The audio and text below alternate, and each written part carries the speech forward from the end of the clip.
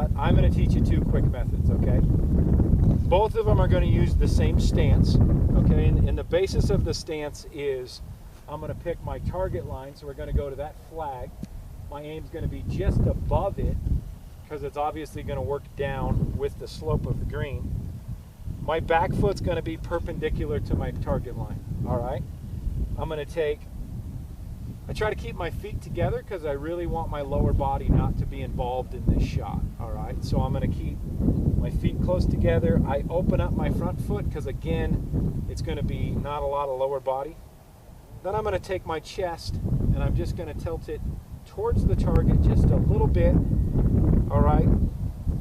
What I'm going to tell you to do on this first shot is we're not going to use a lot of wrists on it, okay? It's going to be a quick back with the wrist, and we're going to get a hinge, and all it's going to be is a hinge and swipe under, turning my chest to the target, okay? So just like I said, hinge, swipe under, okay? Obviously I hit that one just a little bit far, so to control distance on this shot, I can just bring the club back just a little less far, okay? But still same principle, hinge, swipe under, okay? And that one lift the cup, all right? So that one's pretty easy. Again, distance is going to get controlled in that shot by the amount we come back, the amount we turn through. Principles being we're always accelerating to that golf ball. We never want to slow that swing as we're going to the golf ball, okay? Second pitch shot we're going to work on today, setup's exactly the same. Perpendicular to the target with my back foot. I'm open a little bit, chest is open. Difference being is I'm going to get really hingy and really loose with my hands. I'm going to cast the club and then I'm going to turn to the target. Okay, this is going to allow the ball to get a little bit higher. It's going to allow us to get a little bit more control. All right, so just like I talked about, hinge up and cast and then turn. You see that ball as opposed to my other ones lands a lot softer. Other part about this finesse wedge is I can do different things. I can close the club, hit the same exact shot, okay, and cast.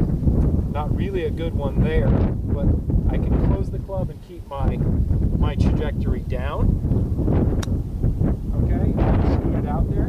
Gives me a little check when I stop.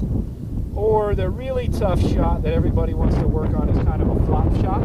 This won't be a full flop shot, but I can really open the club up, same thing, chest open, and cast, and get my trajectory going a lot higher.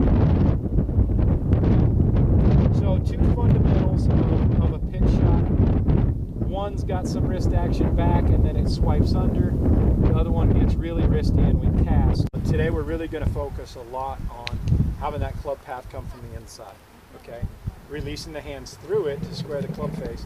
If we do that correctly on the right path, we're going to be able to come from the inside, and as those hands release, the club face is going to square, which is going to cause us to have our desired ball flight, right? We all know if we come from the outside, okay, we're going to have to, one, probably hold the face open a little bit to counteract the outside to in ball path. We've all talked about that, or club path, okay? So basically what we're going to try to do is we're going to try to bring that club path inside, okay, and come back from the inside to the outside. So if you're a baseball player, softball player, sorry, you're going to think about hitting the ball to right field, right? Because you're going to come from the inside out to right field. Okay, so let's try this once, see if it works. Likelihood is it won't because that's my golf game right now, but let's go. We're going to talk a little bit about punch shots today. I know we've all had situations where we've been under trees, have to get the ball out, right? Okay, and then the other thing is with the wind, we want to keep that ball a little bit lower.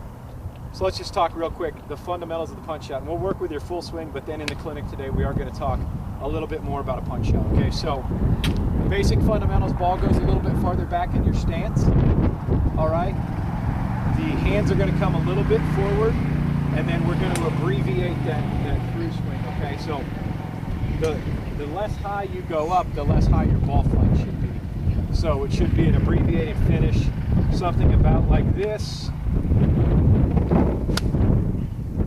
Okay, I don't finish as much and that ball stays down. So one more, it's going to take off a little bit lower, and I can turn it a little bit more, get it a little bit farther back to get it even lower. Okay, still, okay. That one was a little hovely, but you could tell the ball flight. Okay, so it's an abbreviated. I don't go full back on my swing, but I definitely don't come through. My hips come through, but I finish that club lower, and it's going to help that ball flight stay low. Okay, I call it RSL, read, speed, and line. Okay, reading is a whole different ball game. Okay, and we'll talk a little bit about that, but more so what we're going to work on today is speed and line. Speed obviously is how hard we're going to hit the putt, which is going to play into the line, into the read, and then line.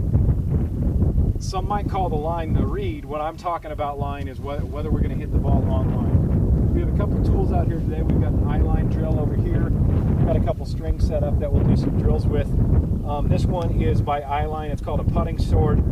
It's a really simple concept. Okay, remember the putting pendulum, and the big thing we want to talk about with putting is tempo in this pendulum to get the ball to go straight. They did big studies on it. The big thing about putting is everybody's stroke it's about 9/10 of a second. 1, 2. So if we were just thinking about it right about at a second, 1, 2, and that's backswing and front swing, no matter how long or short the putt is. Okay, so this one we're just going to line up real simple on the putting sword. Okay, it's going to be a really simple 1, 2. That putt went really well. I was able to keep the ball on the sword the entire length, meaning I hit that ball pretty close to being on line. Okay.